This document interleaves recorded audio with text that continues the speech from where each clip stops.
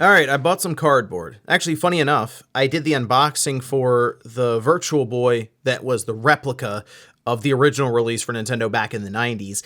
And in the comments, a lot of people were asking about this one because it's the cheaper alternative, $25, and it's kind of Nintendo repurposing Labo in a way that ties in with NSO for the Virtual Boy.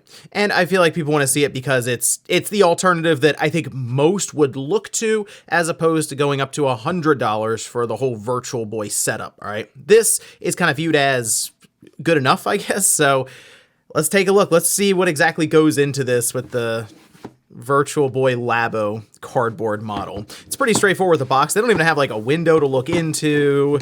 On the back, they do have instructions for how to set this up because while I am joking and it's cardboard and stuff, there are also lenses that come in here. But otherwise, there's really not much to the box. I mean, really, when you open it up, they did just kind of throw all this in here. There's your health and safety information, important because it's the Virtual Boy and it's going to test that. And then you can see our cardboard here, sort of encasing it. So not bad, right? We're packaging cardboard with cardboard.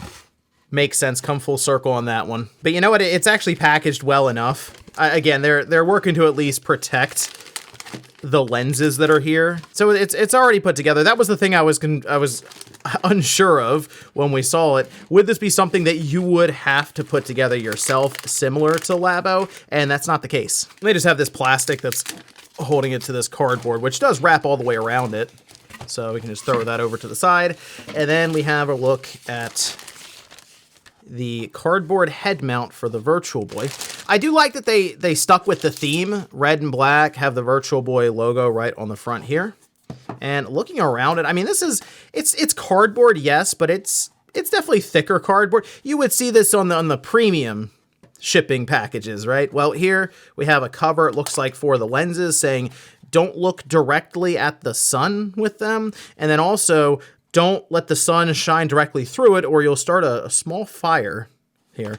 Okay, with that said, got them off. I mean, the lenses look fine. It kind of reminds me of the Labo VR, how we had lenses and stuff set up for that as well. It's just, how is this going to work in practice when we drop the Switch 2 up here? Oh, I do like they have the... Again, these are just fun details that are very unnecessary. This could have just been flat red, and it would have done the same thing, served the same purpose.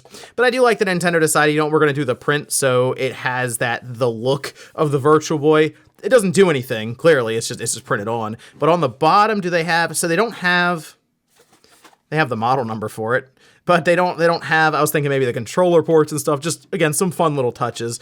Even on the side, they have the Nintendo logo here.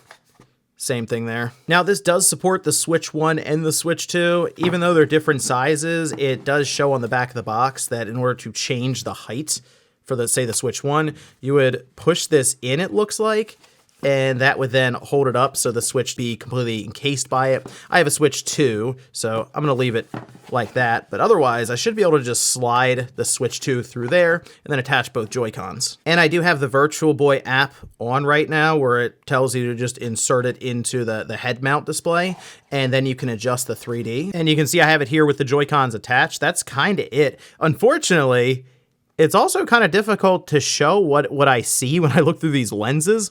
There was an adjustment where you go left or right to line up the image more or less so it doesn't look as blurred, or you do get the correct effect for depth.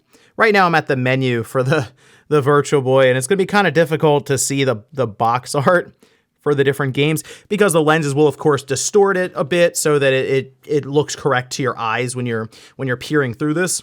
Now for me, I hold it up to my face and I have to do some adjusting, I guess, in terms of how I'm looking at it, because it does still kind of rest a bit more on your forehead than say down here where your nose is. So it's almost at a bit of an angle. I started up Wario Land, but you definitely have a depth effect with the background in some of these games.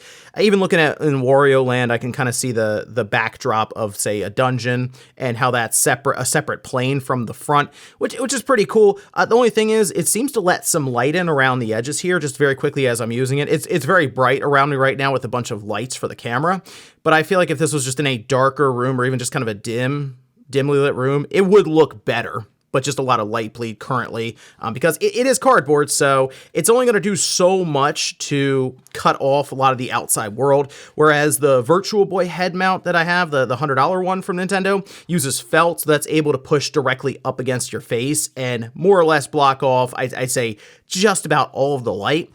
Still, though, this isn't a bad option if you're just on a whim, like, I want to see what Virtual Boy is kind of like. Just understand, you're going to be holding this up. I'm sure people will, figure out ways to maybe make its own stand for it. And I could see all kinds of 3D prints happening here, or just something to do that. Or people laying on their back and then having this kind of just, I guess, just on their face while they're using the Joy-Cons or something. So there may be a bit of a fatigue factor where you have to hold the head mount and the Switch up against your face. But it's the Virtual Boy and VR, and I know it's not necessarily the most comfortable thing at all times for people.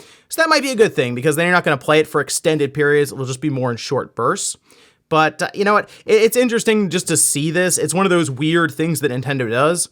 And it's probably a good thing they at least had an option to where you can get something cheaper than the $100 Virtual Boy head unit. And in some cases, this might work better for people because it does appear that the lenses themselves are just different, obviously, because the ones for the Virtual Boy are just red. So with that red tint, you can remove them, but this seems more like what you would have, again, with Labo VR. And because of that, I think it also looks a bit more clear when I just kind of peer through this here very quickly. So I'm going to play some more Virtual Boy with both, and then we'll probably talk about them a bit on the podcast this weekend. But let me know, guys, what you think about this down below, with this being the cheaper alternative, $25 cardboard for the Virtual Boy, or if you did get the $100 head mount display. What do you think about all that so far? Thanks, guys, for watching, and I'll see you next time.